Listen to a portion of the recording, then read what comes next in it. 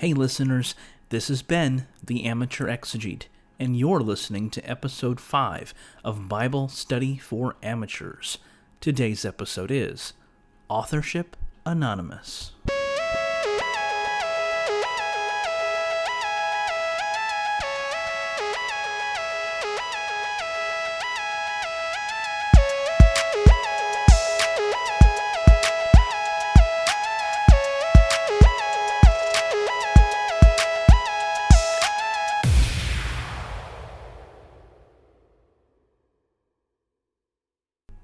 Who wrote the books of 1st and 2nd Samuel?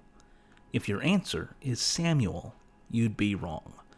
For starters, the prophet Samuel dies in 1 Samuel chapter 25, making it really difficult for him to write the end of the book, as well as the entirety of 2nd Samuel. Another problem is that the books of 1st and 2nd Samuel make no statement about their origins. Strictly speaking, the books of 1st and 2nd Samuel are anonymous.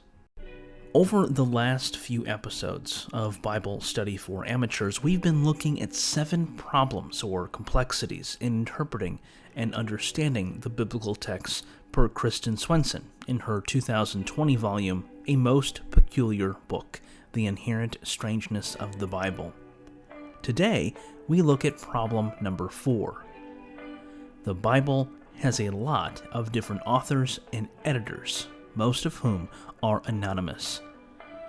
Now, this may be surprising to some listeners who perhaps are thinking, you mean to tell me that the book of Joshua wasn't written by Joshua? But what Swenson says is not only obviously true, it is a feature of many biblical texts that was likely intentional.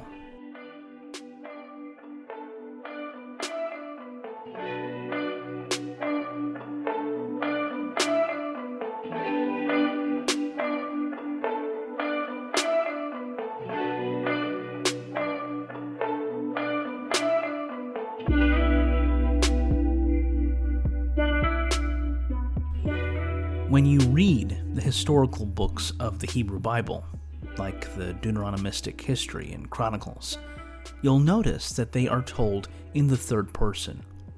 Whoever wrote these texts doesn't say, "And I went to Bethel, and there I saw an angel," or whatever.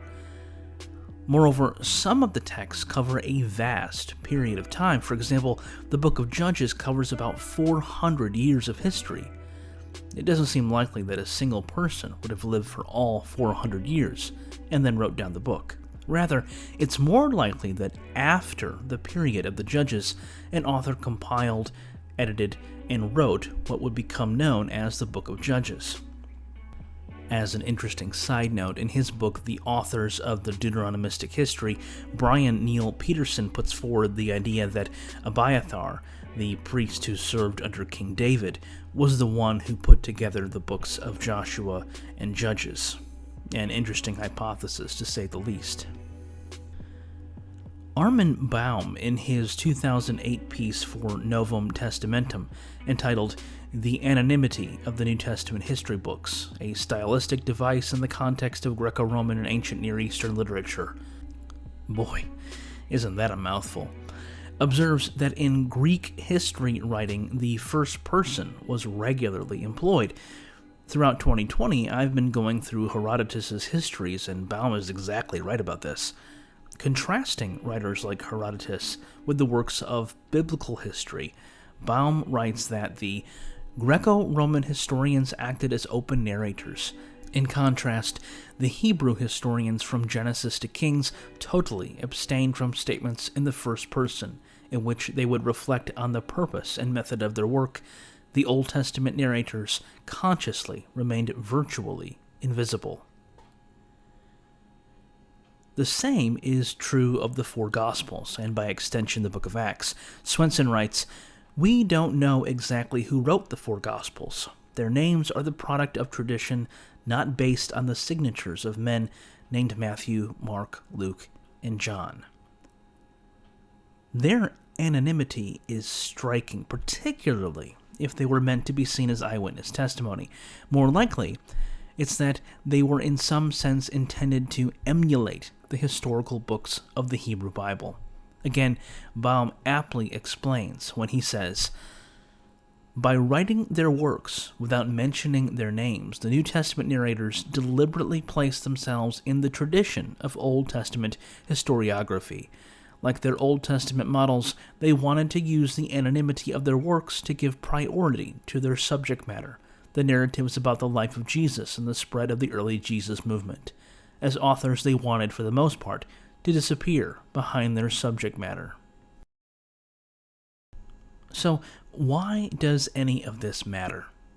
It's because if we want to properly appreciate these ancient documents, we need to get to understand them on their terms. The biblical texts are more often than not the product of someone working behind the scenes, gathering or even inventing traditions with which to paint a particular theological, historical, and even political picture. Take the book of Judges. Richard Nelson, in his introduction to the book for the HarperCollins Study Bible, posits 4 stages of development for the book. First, there were various stories about leaders and events during the period. Then, these stories were put together for didactic or teaching purposes sometime in the 8th century. Next, the collection of stories was placed within the Deuteronomistic history to tell Israel's story. Then finally, in the exilic or post-exilic era, they were updated for a new audience, one that saw the consequences of living a life in opposition to God. Nelson writes, "The stories in Judges provided generations of readers inspiring, though sometimes imperfect, models for resistance and national solidarity."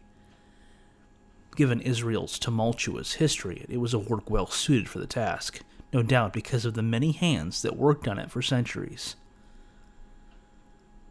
That's all the time we've got this week. See you next time.